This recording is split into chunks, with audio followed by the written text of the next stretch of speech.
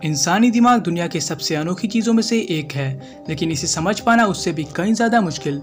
इंसानी दिमाग इस तरह से बना हुआ है कि इसे हर चीज़ जाननी है, और अब हमारा दिमाग इतना ज़्यादा उत्सुक हो चुका है कि इसे खुद के बारे में ही जानना है, और इसी फील्ड को हम कहते हैं साइकोलॉजी, या फिर हिंदी में मनोविज्ञान। साइकोलॉजी एक ऐसी साइंटिफिक पढ़ाई है जिसमें हम इंसानी दिमाग और इंसानी बर्ताव के बारे में पढ़ते हैं और जानते हैं। अगर इंग्लिश में कहें तो psychology is a scientific study of human mind and behaviour. तो आइए, मैं हूं ऑस्कर ओवेन और आप देख रहे हैं द नॉलेज इज पावर। आज से 2000 साल पहले एक चाइनीज़ राजा ने दुनिया के सबसे पहले साइकोलॉजिकल एग्जाम्स लिए, जिनमें पर्सनैलिटी और इंटेलिजेंस टेस्ट किए गए थे। 800 के दशक के अंत में एक पर्शियन डॉक्टर मोहम्मद इब्न ज़कारिया अल-राज़ीज़, जिन्हें राज़ीज़ नाम से भी जाना जाता है, वो पहले इंसान थे जिन्होंने मेंटल इलनेस यानी कि मानसिक बीमारी के बारे में पता लगाया, और उन्होंने मरीजों का इलाज भी किया एक बहुत ही पुराने साइक वार्ड में, जो कि उनके बगदाद के हॉस्पिटल में था। इन सभी खोजकर्ताओं की मदद और मेहनत की वजह से आज हमें ये पता चलता है कि जो साइकोलॉजी की फील्ड है वो कुछ सबसे बड़े सवालों के जवाब जानने के लिए बनाई गई है, जैसे कि कोई इंसान कैसे किसी और इंसान को दर्द दे सकता है, और क्यों कुछ लोग सुसाइड कर लेते हैं, और क्या हमारे खुद की इच्छा शक्ति यानी कि सोचने समझने की शक्ति होती है, या फिर हमारे वातावरण और कुछ ऐसी चीज़ें जिन्हें हम नहीं जानते उनका भी प्रभाव हम पर पड़ता है। मानसिक बीमारी क्या है, क्या हम इसका कुछ कर सकते हैं, और कॉन्शियसनेस यानी कि चेतना क्या है। सिगमंड फ्रॉयड जो हैं वो अपने समय के सबसे प्रभावित विचारकों में से एक थे। इनके सिद्धांतों यानी कि थ्योरीज की मदद से हमें बचपन यानी कि चाइल्डहुड, पर्सनैलिटी और सपनों के ऊपर राय बनाने में मदद मिली है। सिगमंड फ्रॉयड की ज़िंदगी जो थी वो लंबी थी और इतिहास की एक ज़रूरी कड़ी है, अमेरिकन सिविल वॉर से लेकर वर्ल्ड वॉर 2 तक।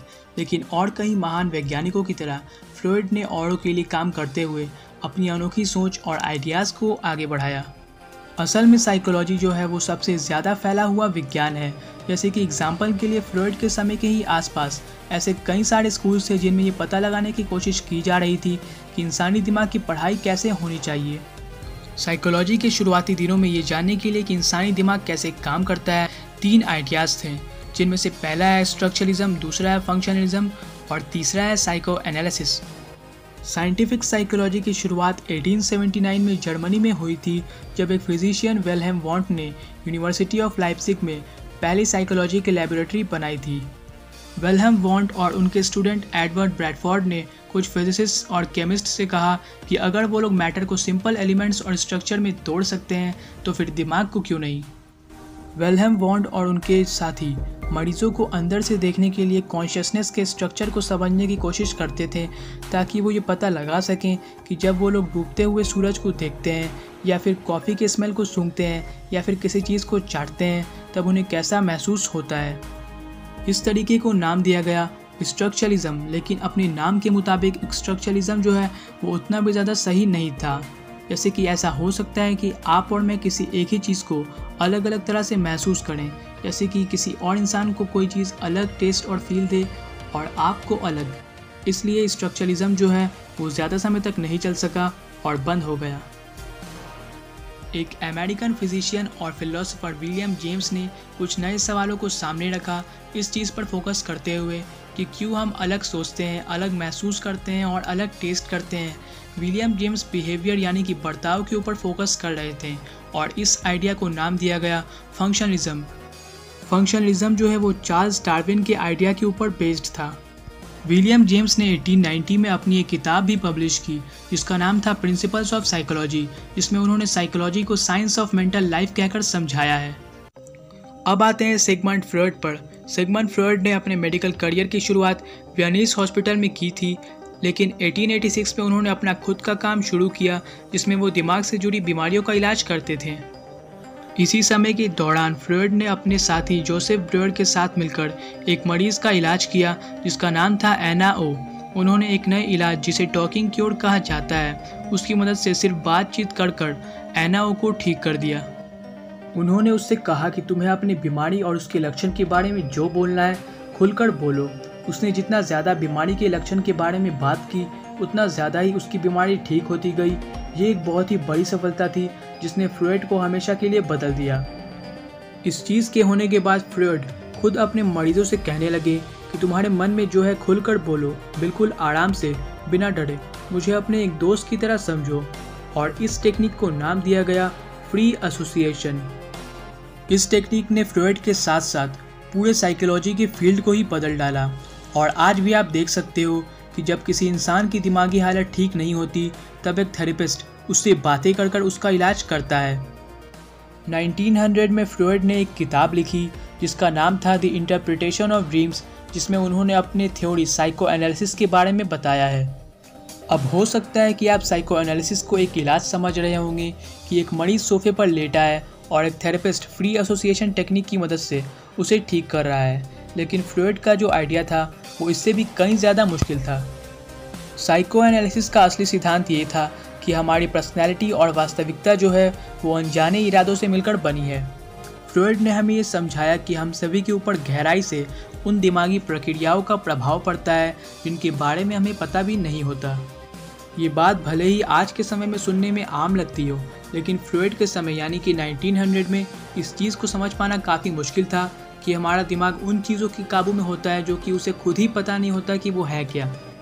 फ्रॉइड जो सबसे मेन बात सिखाते और समझाते हैं वो ये है कि कुछ दिमागी बीमारियों को सिर्फ टॉक थेरेपी यानी कि बातचीत करके ही ठीक किया जा सकता है। अपने सपनों के समझने के बाद फ्रॉइड ने 20 और किताबें और पेपर्स पब्लिश की, अपने हाथों में हर समय एक सिगार लिए हुए। उनका ये मानना था कि सिगार पीने ने उनकी सोचने और समझने में मदद की है, लेकिन उसके कारण उन्हें जॉ कैंसर भी हो गया। उनके ज़िंदगी के आखिरी 60 सालों तक उनके 30 दर्दनाक ऑपरेशंस भी हुए, लेकिन उन्होंने स्मोकिंग करना नहीं छोड़ा। 1930 के दशक के अंत में जब नाजीज़ ने ऑस्ट्रिया पर कब्जा कर लिया, तब फ्रॉइड और उनका जूइश परिवार भागकर इंग्लैंड चले गए। सितंबर 1939 में उनके जॉ कैंसर का दर्द इतना ज़्यादा बढ़ गया कि उन्होंने अपने एक डॉक्टर दोस्त की मदद से खुद को मॉर्फिन इंजेक्शन दिलवाकर आत्महत्या कर ली। तब वो 83 सालों के थे। साइकोलॉजी के 4 मेन गोल्स यानी कि लक्ष्य हैं। सबसे पहला है टू डिस्क्राइब, दूसरा है टू एक्सप्लेन, तीसरा है टू प्रेडिक्ट और चौथा है टू चेंज। तो आइए अब हम एक एक कर इन चारों के बारे में जानते हैं। नंबर 1, टू डिस्क्राइब, बयान करना।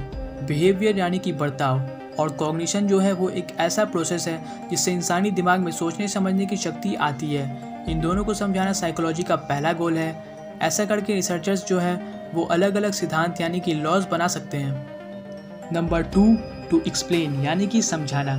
एक बार जब रिसर्चर्स बिहेवियर यानी कि बर्ताव के बारे में लॉज बना लेते हैं, उसके बाद उनका दूसरा गोल है उन्हें समझाना कि ऐसा क्यों होता है। उन्हें ऐसी थ्योरीज बनाकर देनी होंगी जो कि उस लॉ को समझा सके कि ऐसा क्यों होता है। नंबर 3, टू प्रेडिक्ट यानी कि भविष्यवाणियाँ करना। अब एक बार जब साइकोलॉजिस्ट ने ये समझा दिया कि ऐसा क्यों होता है, तब दूसरा गोल है उसके बारे में अनुमान लगाना कि आने वाले समय में उसके साथ क्या क्या हो सकता है।